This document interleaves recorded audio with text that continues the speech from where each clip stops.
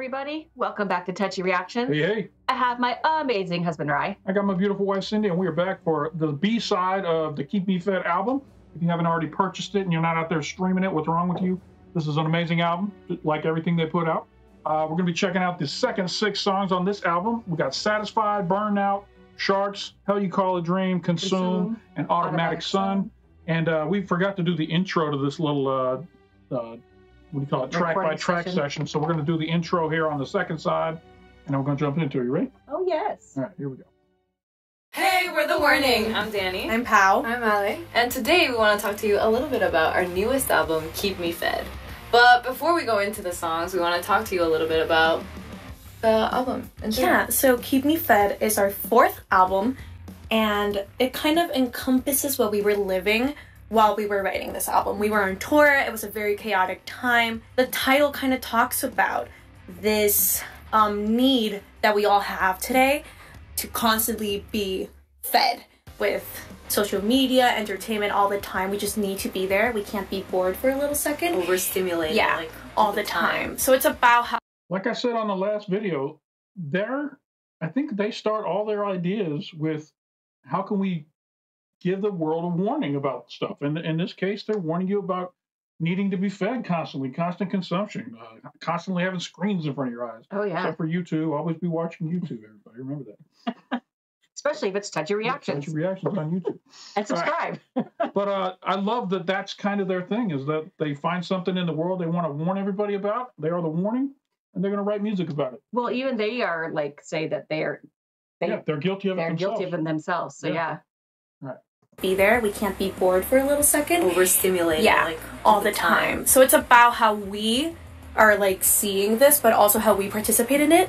Like we also consume the same thing, but we also feed other people with our art. Which is kind of what we wanted to say, like with the cover, you know, the whole table full of things and just like excess of food and everything, and we just kind of like interrupting, but at the end of the day, we're still there. We're still at the table, you know, so deep.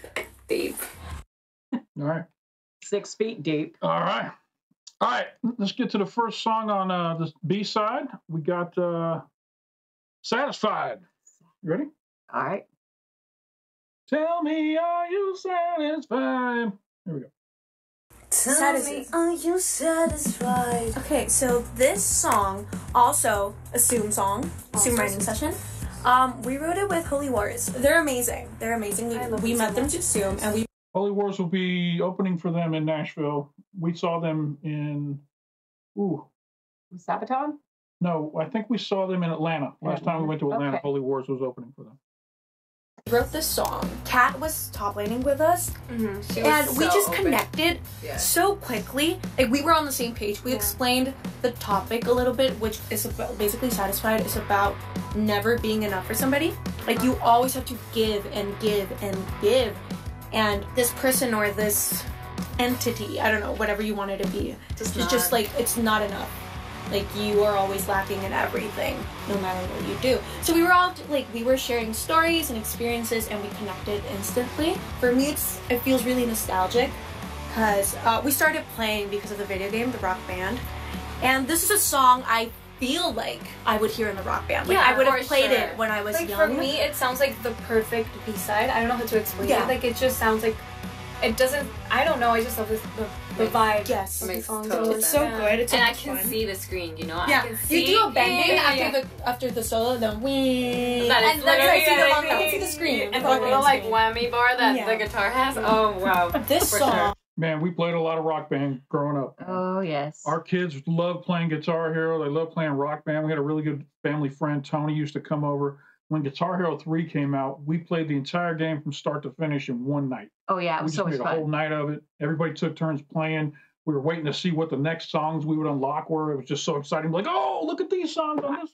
We ordered pizza and had like sodas and And then candy. it got to the end, and it was Dragon Force, and it was like, what is this? What is this song? And it's just amazing. So yeah, and then Rock Band came out, and it made it even more inclusive because you could download songs and play even more and more songs. I absolutely love that we have a connection with them without even knowing them, because that game Rock Band was just so. I think we got a rock band guitar right there in the corner, and we used to have some drums. I think we gave them to our friend. Sarah took them home. Oh, okay. Sarah took it home so she could play rock band at her house. Yeah. Shout out. Let us know if you played rock band or Guitar Hero, and let us know which version was your favorite. There were so many cool versions of it. See the screen. And the little like whammy bar that the guitar has. Oh wow! This song is actually pretty complicated to play. I have to cross my arms with what I'm playing, and sometimes I hit myself because I don't calculate like how high my stick is going.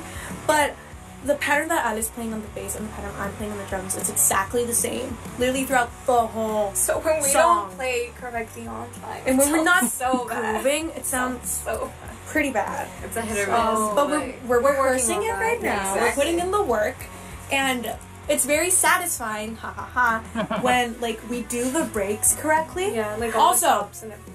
the harmonies on that chorus. I'm noticing Pal cuts Ali off a lot. Watch this right. She's done it a couple of times. Pal cuts everybody off. Ali starts to talk, and Pal just like keeps talking. The breaks correctly. Yeah, like all the Also, stops and everything. the harmonies on that chorus I know just how Ale feels. No, you don't. Yes, I do. No, you don't. are They're the so best harmonies on the 2000s. whole album. Yes. Like they're just so good because it's a very like it's a separate melody basically. Like it's not It's your the whole typical chorus. Oh my. like it's not the fifth or like the This song has a lot of Tom Morello feel to it. Oh, yeah. It's right out of Guitar Hero 3, I think. Oh yeah. Battling against Tom Morello. third. Like Exactly. they're It's a moving melody. Yeah, exactly. Yeah. And it just pushes that chorus to a whole new level. Of course. I love it. Heck yeah. Oh, this is so much fun. Oh, I love every song is so good. Yeah. And like the album There's is no amazing. misses. There's no Oh, misses.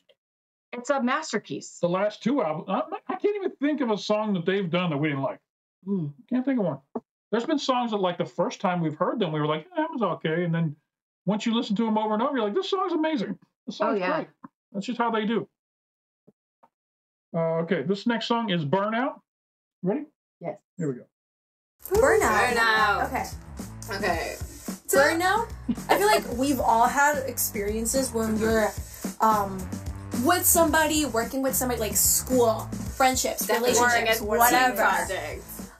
Where somebody's just not pulling their weight and you feel like this person is just dragging you down all the time and you have to like constantly try to convince them to like It's what you would say. okay. This song's about what you would say to that person who just like writes their name at the end of a project and be like, gets the whole thing yeah. and did like nothing. I love that. They didn't participate in the project at all, but they still get the A because they're just kind of there. Or like if you're on a basketball team in the Olympics Yeah. and you just are there Yeah. and you get a gold medal and you don't play. There was a tweet that got sent out where the guy was like, when you don't participate in the class project, you can still get the A. Like the last guy on the bench of the U.S. basketball team. All right, you ready? Yeah. That we say that as if we had a lot of team projects. I know. We did it. As if we haven't been working for like the past 10 years. But it's just about venting. Like it was just such at one point of the song we were doing the bridge and we were like, how mean can we be? Like we wanted to be mean, but not too mean. Like how do you find that middle ground? I feel like Anton was kind of like And when he was we like, were writing that. he was why do you have so much material? Like where are you getting this inspiration from? Yeah, We wrote this song with Anton the Lost and Sam Hall. I love all their material. They get their material because they're just They write about what they know. yeah. Yep. And they just have a lot of like depth in their everything that they've experienced. They don't write like man-hater songs or No. just, braggadocious songs about all the success. And, they find great topics Oh yeah. and they cover them well with a message. Love it, love it. Sam Hollander, which was very different because Anton was in the room. He was in Monterrey with us in pre-pro, and Sam was on Zoom. But yeah, it was one of those songs that immediately after we wrote it, we all loved it. Like we all all loved the song. When you walk out of a immediately. room saying like that's a hit, that's a good song. That's Like a good sometimes feeling. you walk out of a songwriting session, you're like, it could use some work and it'll get there. But like this song, we just wrote it and we literally didn't change a loved thing. it. Like we didn't change anything A from thing. like that writing session. Love it. And We we just were recorded like, it. we all loved it. We all like were listening to it the whole day afterwards. Yeah, so I loved it so much. It's so much fun. Yeah, It's like a movie soundtrack type of thing. Yeah, Like, that's how I see is. it. Like a teenage coming of age movie. Yeah, like the intro. Yeah. Or yeah, somebody's burning their car. Especially with the. Yeah. the bridge. It's just so much fun. I love it. Awesome. I love how much fun they're having talking about it and just singing. And these are all their babies. Yeah, these are their babies. And they took the time, put in the work, and now they get to enjoy the reap the benefits. All right. Now, arguably one of the best songs on the album, Sharks. Yes. For me, my top three, I think, are this one, Sharks, Hell You Call a Dream, and it's a toss-up between Sick and, 6 Feet Deep, maybe, I don't know. But Sharks is definitely in my top two, I guarantee you. I like Consume is one of mine. Yeah. Consume and Escapism. You just like Consume because it swears. Greedy Little Trucker. Greedy Little Trucker. Or Sucker. We thought it'd be funny to make Greedy Little Trucker shirts and wear them to the Warning concert. And if Moni's there, get her to sign it. That'd be funny. All right. This is Sharks, ladies and gentlemen. Here we go. Sharks sounds like sharks. That's why it's named like that. Sharks came to be because it's also one of those songs, that I started out by myself. Yeah. I was using like a little MIDI keyboard and I was doing a demo. Mm-hmm. I had a drum loop that I made, and I had a bass synth. Mm-hmm. And I was just beep boom, beep boop, beep boop, beep boop, and like for me that sounded like Sharks. Yeah. So Sharks is about beep. Like don't. But hers is beep boop, boop, boop, beep boop, and they could totally, if there was another Jaws movie coming out, this totally could be in the soundtrack. In the soundtrack, yeah. Something in the water. Faster now. Being judged all the time and being damned if you do or damned if you don't. So it's like, the tagline is "Don't bleed." So basically, it's like they're telling you. Sorry, I keep interrupting. I say "Don't bleed" 1,000 times a day. I'll be at work just working. Don't bleed. Don't bleed. I think that's more than one meeting for you because you're on blood thinners. Yeah. Don't bleed. Don't bleed. Yeah, totally. Judged all the time and being damned if you do or damned if you don't. So it's like, the tagline is "Don't bleed." So basically, it's like they're telling you you can't bleed, but they're biting you. They're sharks, so you are gonna bleed. But it's like you can't ask this of me if you're biting me. And if you bleed, you make mistakes, they'll find you. It's a very angry song. It is. Oh, I sing on this song. Oh my god. You do. Yes, I sing the verses on the song. Technically, I was gonna sing the whole song. And then we were touring this whole time while we were recording this. And I was feeling so tired after every show because I sing every single backing vocal. Ali sings some as well, but I sing most of them. And I was not keeping up anymore because I had to sing my lead vocal songs and all the backing vocals, and I was like, no more. On this album, I'm not gonna sing lead. We got to get an LA song on the next album, ladies. If you happen to watch this reaction, first off, thank you, and you're amazing. We love you. But please, everyone wants an LA song for the next album. So LA, we know you don't like being lead, but that's everyone wants it. Just one song with it's LA singing. And we would love the hell out of it. So please, for us, think about it. Right? It'll come in time. Yeah. Allie, you're ready. You're ready to do it. We know it. But I have the verses. And rhythmically, the lead guitar and the bass are really hard to play and sing the melody that is on there.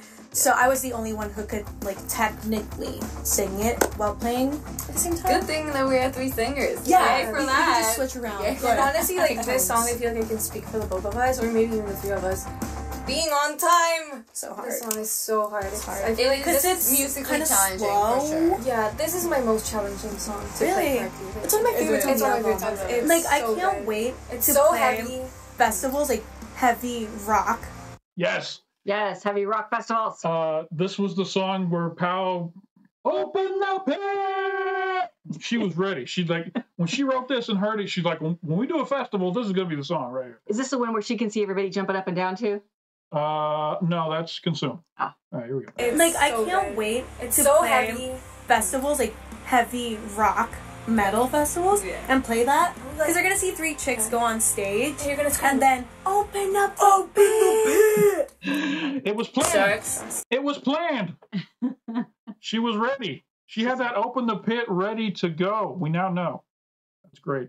I'm glad she got to live out that fantasy, and it was amazing. It's funny that after the pit started to open, she was like, "Yay!" or like, "Good, yay!" Open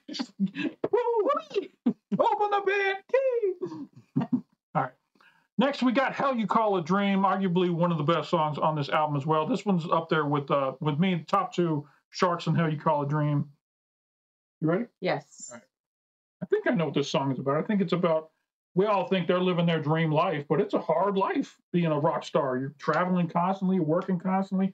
Danny said she's got like the next 2 years of her life scheduled out kind of stuff. And there's not a lot of time to just relax. So I think this song is about the struggle it is for them living this dream that we all and see. The performing lifestyle. For them, it can be hell. I think that's what this is about. You know, when you care about stuff, you're passionate about it, you want to do your best at it. And sometimes you have to fight a little harder for that. Absolutely. All right, here we go. Hell You Call a Dream. Used to be Belly of the Beast. Oh my god. Oh! In the belly of the beast. Not Belly of the Beast. It was originally called Belly of the Beast. In the belly of the beast. Oh my god. Oh! In the belly of the beast. Not Belly of the Beast. That's true. That's true. Okay. We changed it. So anyway. Hell You Call a Dream. It was the last song we wrote in our LA writing trip. Woo. Which by the end of that writing trip, we were exhausted. We had no more ideas. My dad would tell us, like, you have no idea how much it hurts me to pick you up after every day and seeing like the life drained out of you. Like, you look so tired. And we were. And we wrote it with Dan Lancaster and Curtis Peoples. Okay, so we met Dan when we were touring with Muse. Mm-hmm. Dan plays keyboards for Muse right now on tour. Yeah. And he was like, we should write together. And we were like, people say that just to like strike up conversation. Yeah. But he was actually like booking it with us. He was serious. We're like, oh, okay, so. For sure. And they're massive Muse fans. Oh, yeah. So they're not going to pass up a chance to write with Muse. Oh, totally. We went with him to the studio and we wrote that song. And we were talking about that push and pull of like how grateful and thankful we were for everything that we were doing, all the opportunities that we were getting, how much we were growing, and how much work that like we had. That's great. It was such an amazing thing. But also how incredibly exhausting it was and how tired we were and the lack of space that we had within our jobs to speak about it, to like actually process that tiredness. Because touring is amazing. That time you're on stage, connecting with people and sharing your music, amazing. Yes. I live for it. It's fantastic. But when you're off of that stage and you're sharing a bus with 15 people, and there's no sharing showers with 15 people, you only eat sandwiches for breakfast, lunch, and dinner for 2 months. You're tired. It's not glamorous. Your body's telling you, like, please stop. And you're so exhausted. Like, your body does not work. You're not sleeping well. You're not eating well. Not to mention all the different time zones. You got to be getting jet lag from moving around to different time zones all the time. Oh, yeah. Like, please stop. And you're so exhausted. Like, your body does not work. You're not sleeping well. You're not eating well. And when you talk about it, people are like, you're so ungrateful. I would die for that. And it's like, we're dying for it. Yes. Like, we're putting in that work. We love it. But it just opened up this space for us to, like, talk about, like, sometimes the things that you love and you work so hard for can also, like, affect you emotionally and, like, could, like, make you tired. Which is part of life. I feel like you can find that pocket, like, within a lot different areas. So we wanted to write about that. Venting about that. And it's a very, like, epic song. Dan, I don't know how he does it. He's so meticulous with his writing, but he was like, I want to make something that, like, you can sing in a stadium, like, you can chant. And now when we play it live, that is the song, like, you can see people crying too. Yes. Like, that is the, it's a very dramatic emotional culmination of the whole show. And we love it because especially when you feel like that, you know. And having that space to, like, just like, listen to the song and feel it out, you know? Yeah. I love that. That's awesome. Let me just say, as one fan to the warning, we thank you for the hell that you're going through while you're living your dream. Oh, yeah. And the amazing work that you're doing for us. And we hope you get the rest you need and maybe start building in some rest days on these tours so you can have a day off. You're in all these countries. It'd be nice to have a day where you can just visit the country and enjoy the culture and all that kind of stuff. I know you're grinding it out with all these dates and just selling out everywhere, which is amazing. But don't forget to take care of yourselves. Oh, yeah. And have that Self-love. rest. Build that rest time into your schedule. All right, what's next? So we hit that song right on the head, what it was about, right? Yeah. All right, here comes Consume. We've already watched this video for Consume. We actually did it on our Consume reaction, but it's so funny. We're going to watch it again because I just love the story about Moni. So here we go. This is Consume. You ready? Yeah. Here we go. Keep Me Fed, the title, comes from the song Consume. Find the lyrics. Oh my god, actually, we curse on the song, which was like, wait, I just want to say something. My mom was so disappointed. So disappointed. You have no idea. My father was disappointing as well, but like, then he embraced it. Yeah, he was like, no, he accepted it. Okay. He was like, you know what? If you like take out the word, it's not as impactful. We're like, yes, exactly. But my mom every day, she's trying to change the lyric. Like, why don't you say greedy little sucker?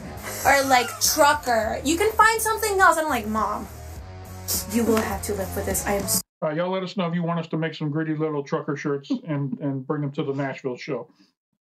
Just Cindy's an amazing shirt maker. We'll come up with something. Let us know. Gritty little trucker. No, if Moni's there, first off, I got to get a Hermanos hat made so I can for Rudy, and then I get a gritty little trucker hat for Moni.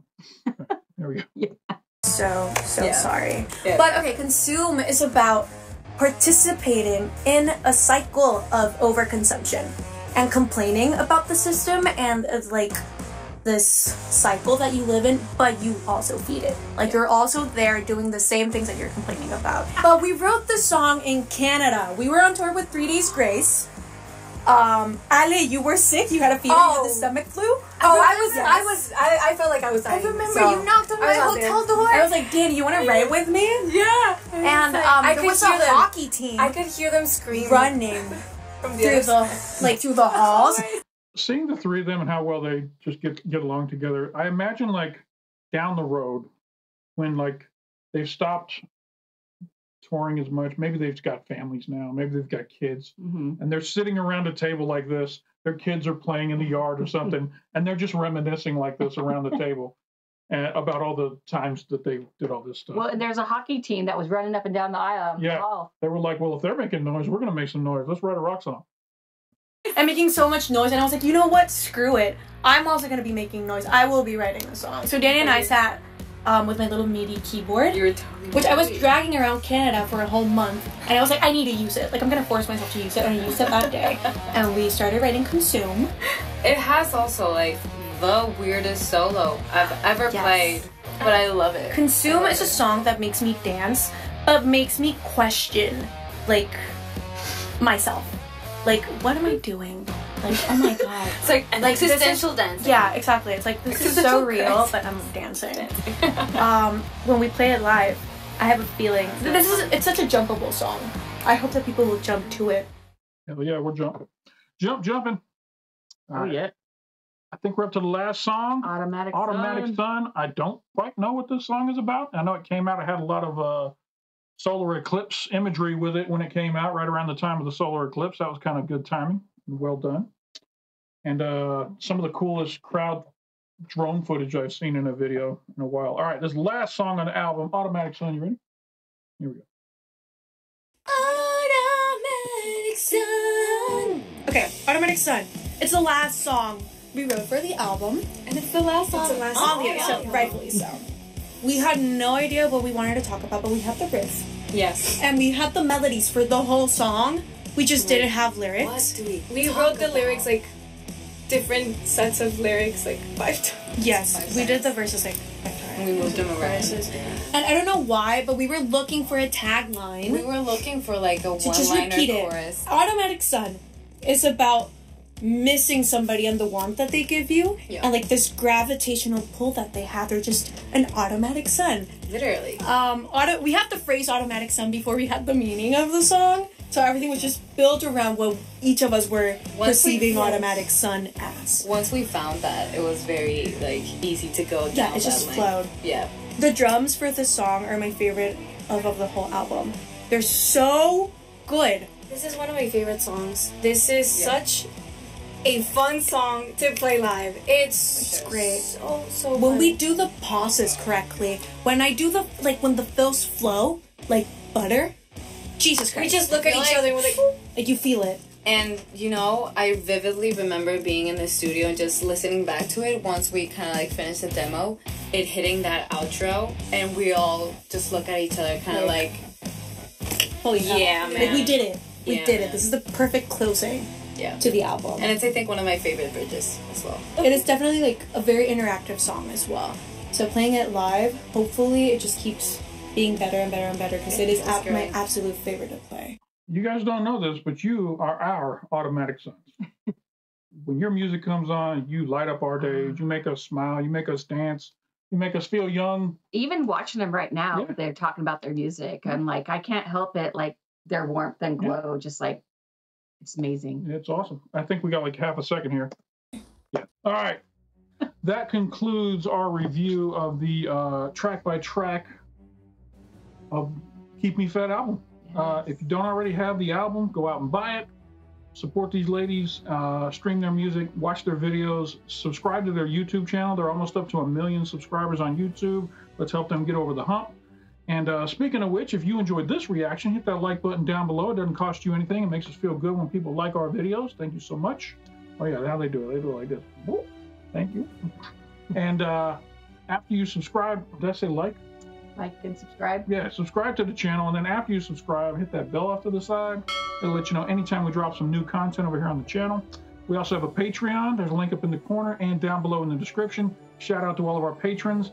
And if you're not, if you haven't seen the Poland concert for the Warning yet, let me just say, joining our Patreon on the free tier might be beneficial to you. I'm just saying. The Poland concert is out there somewhere. It's not on YouTube. But if you come join our Patreon, there's a chance you might stumble across it somewhere out on the internet somewhere. So that's all I got to say about that. Cindy, you look beautiful. Thank you for joining me tonight. You're welcome. And for anybody who stuck around here to the end, we appreciate you stopping by, and don't forget to come on back. Bye. If you enjoyed that video, YouTube has an algorithm that knows everything you like and knows you like this. Come check it out. You know you wanna.